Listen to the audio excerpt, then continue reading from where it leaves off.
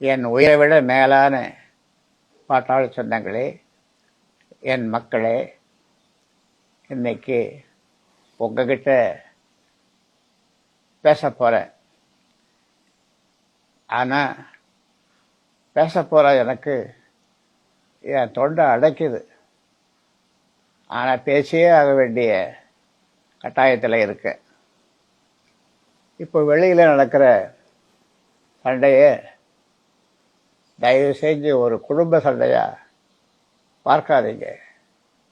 இது ஈகோ பிரச்சனை இல்லை, இது கோபம் இல்லை, இது நான் பெற்றெடுத்த ஒரு இயக்கத்தோட ஆன்மாவை காப்பாற்றுற போர். கடந்த சில வாரங்களாக அன்புமணி கும்பலில் இருக்கிற சிலர் என்னை பற்றி என்னென்னவோ சொல்கிறாங்க.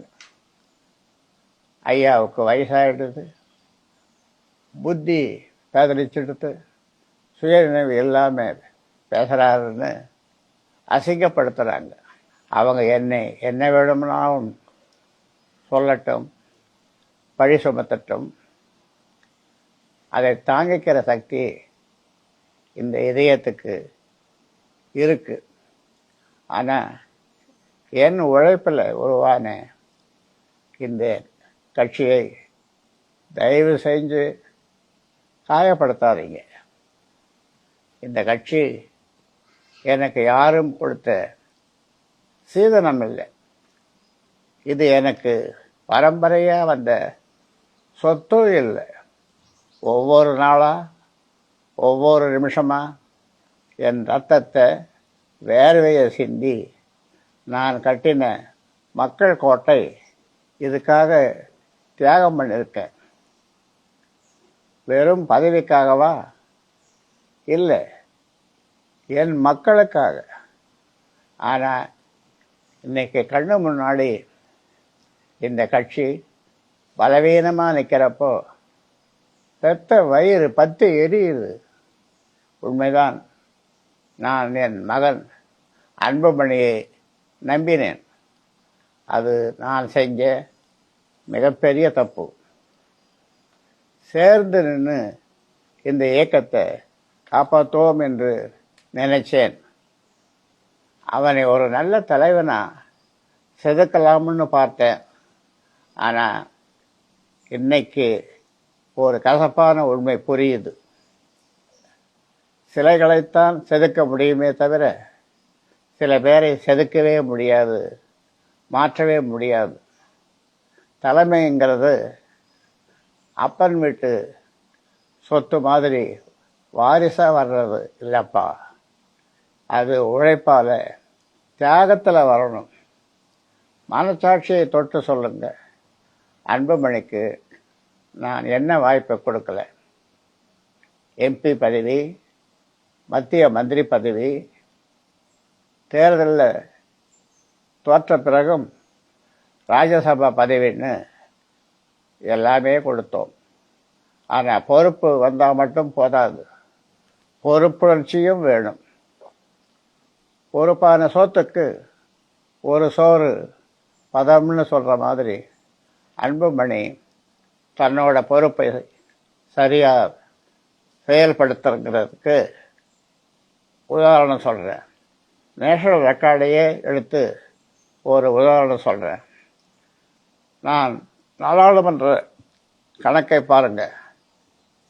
தேசிய சராசரி வருகை பதிவேட்டில் மற்ற எம்பிக்களோட வருகை 79% இருக்கிறப்போ அன்புமணியோட வருகை எவ்வளவு தெரியுமா? வெறும் 30% தான். அதாவது பாதி கூட இல்லை. அதே போல் விவாதங்கள் நடைபெறும் போது சராசரியாக 79 விவாதங்களில் ஒரு எம்பி பங்கேற்றிருக்காங்க. ஆனால் அன்புமணி எத்தனை விவாதங்களில் பங்கேற்றிருக்கார் தெரியுமா? வெறும் 7 தான். எனக்கு இதெல்லாம் பார்க்கும்போது மனசுதான் வலிக்குது. அவமானமாக இருக்குது. ஒருத்தரை நம்பி நாம் பொறுப்பு கொடுத்தோம்னா மக்களுக்காக உழைக்கணும். ஆனால் அவர் வீட்டில் உட்கார்ந்து என்ன பண்ணுவார்? எப்படி எம்பி பதவியை வீணடித்தாரோ அதே மாதிரி கட்சியிலேயும் 1008 உதாரணங்கள் இருக்கு. ஒழுங்காக கலப்பணி ஆற்றலை, தொண்டர்களை சந்திக்கலை. இதுதான் உழைப்பா? இல்லை, இதுதான் மிதப்பா? ஒரு காலத்தில் 20 எம்எல்ஏக்கள் இந்த கட்சிக்கு இருந்தது. இன்னைக்கு அங்கீகாரத்தை இழந்து நிற்கிறது. ஏன் தெரியுமா? உழைக்க வேண்டிய இடத்துல உரிமை கொண்டாடிட்டு இருந்தோம்.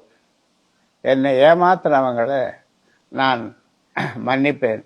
ஆனால் என்னை நம்பி வந்த லட்சக்கணக்கான தொண்டர்களை ஏமாற்ற நான் விடமாட்டேன்.